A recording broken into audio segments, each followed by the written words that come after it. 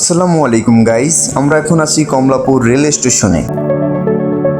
আমরা 11 জন বন্ধু মিলে যাচ্ছি সীতাকুণ্ড ট্যুরে। সিরিয়ালে 1 ঘন্টা দাঁড়িয়ে থাকার পরেও এখন পর্যন্ত মেলেনি আমাদের টিকিট।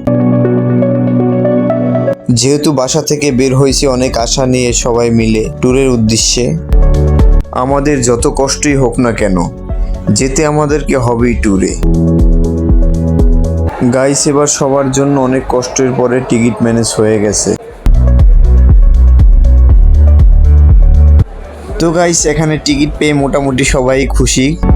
যতই কষ্ট হয়েছে এখন টিকিট পেয়ে ভুলে গেছি। তো আমরা হাঁটি হাঁটি পা পা করে সামনের দিকে যাচ্ছি গাইস। তারপরে দূর থেকে হঠাৎ করে একটি আওয়াজ আমরা শুনতে পেলাম। ওই মামা, সীতাকুণ্ড যাইলে তাড়াতাড়ি আহেন রে, ট্রেন ছেড়ে দিল। বলেন কি?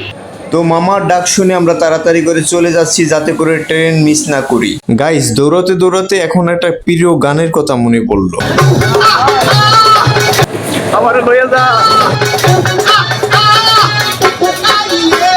আমার প্রিয় গানটা শুনে দৌড়ে দৌড়ে আসলাম ভাই বেরাদারের কাছে। আমি কিন্তু আসি। আরে বাবা, তোরা তো এমনিতেই আসোস, এত নেকামি করস কেন? তো গাইস, ফাইনালি চলে আসলাম আমাদের ট্রেনের কাছে। আর অল্প কিছুক্ষণের ভিতরে আমাদের ট্রেন ছেড়ে দেবে। তো বাইরে বেশি ঘোরাঘুরি করে সময় নষ্ট না করে ভিতরে গিয়ে আরাম করি।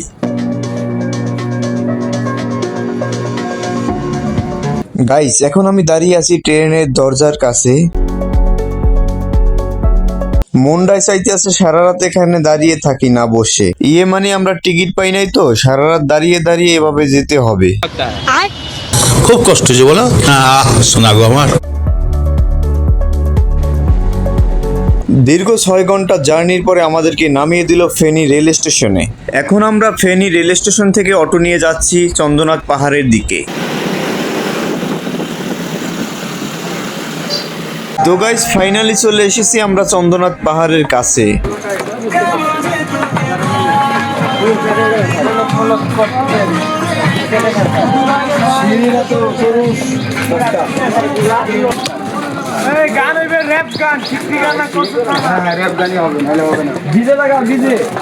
এই জায়গায় কত সুন্দর একটা গান চালাইতেছি না, তাদের আর ভাল লাগে না। তাদের ভাল লাগে ডিজে আর র্যাপ গান। একটু পর পরই বলতেছে, ভাই একটু র্যাপ গান চালান, নালে ডিজে আকাশ অন্তু গান চালান।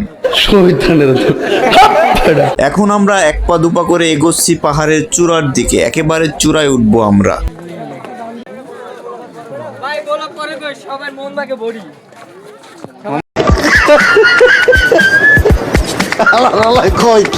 তো গাইস, আগে থেকে বলে রাখা ভালো, যারা সীতাকুণ্ড ঘুরতে যাবেন এবং চন্দ্রনাথ পাহাড়ে উঠবেন, পাহাড়ে ওঠার সময় নিচে কিছু দোকান দেখতে পাবেন। এখান থেকে প্রয়োজনীয় জিনিস, পানি এবং স্যালাইন কিনে নেবেন। যদি পাহাড়ের উপরে গিয়ে পানি কিনতে চান তাহলে বেশি দাম নেবে আপনাদের কাছ থেকে।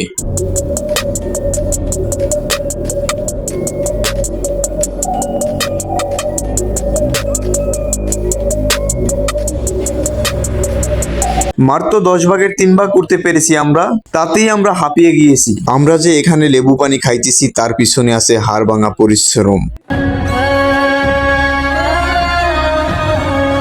যেখানে আমাদের কোনো ভারী বোঝা ছাড়া পাহাড়ে উঠতে কষ্ট হইতেছে, সেখানে এই ভাইটিকে দেখুন, তার ঘাড়ের এই বোঝাটার ওয়েট হবে 100 কেজির উপরে। এত ভারী একটি পানির বোঝা নিয়ে এই ভাইটি উঠবে একেবারে পাহাড়ের চূড়ায়। এটাই হচ্ছে পুরুষ মানুষের জীবন। পুরুষ মানুষ শুধু নিজের জন্য বাঁচে না। খুব কষ্ট যে বলো, শোনা গো আমার। শোনা, কষ্ট তো একটু হয়, কারণ আমিও তো একজন পুরুষ। আরে শোনা, তুমি এত মায়া দেখাও, বেড়াই কত কষ্ট করে পানি আনছে, আর এই জায়গায় তোমরা মিস মিস করে খাইতেছো।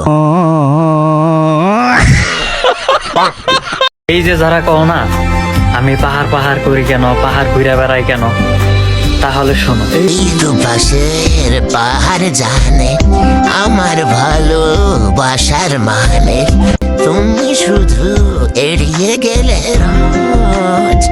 তো গাইস, ফাইনালি দীর্ঘ 2 ঘন্টা পরে আমরা পাহাড়ের সর্বোচ্চ চূড়ায় উঠে গেছি।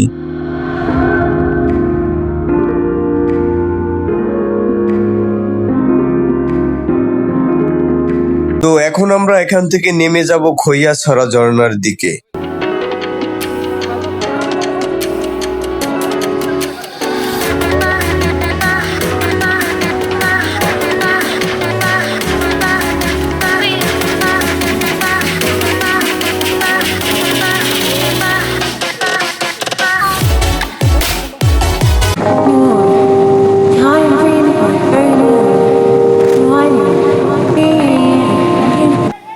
তো গাইস এখন আমরা পাহাড়ের উপরে উঠতেছি দড়ি বেয়ে বেয়ে, যদিও অনেক রিস্ক হয়ে যাচ্ছে কিন্তু কিছু করার নেই, এভাবেই অনেক রিস্ক নিয়ে উঠতে হবে আমাদের।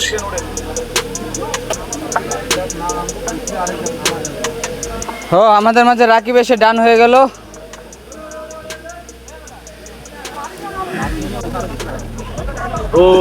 উঠু তাড়াতাড়ি উঠছো নাকি?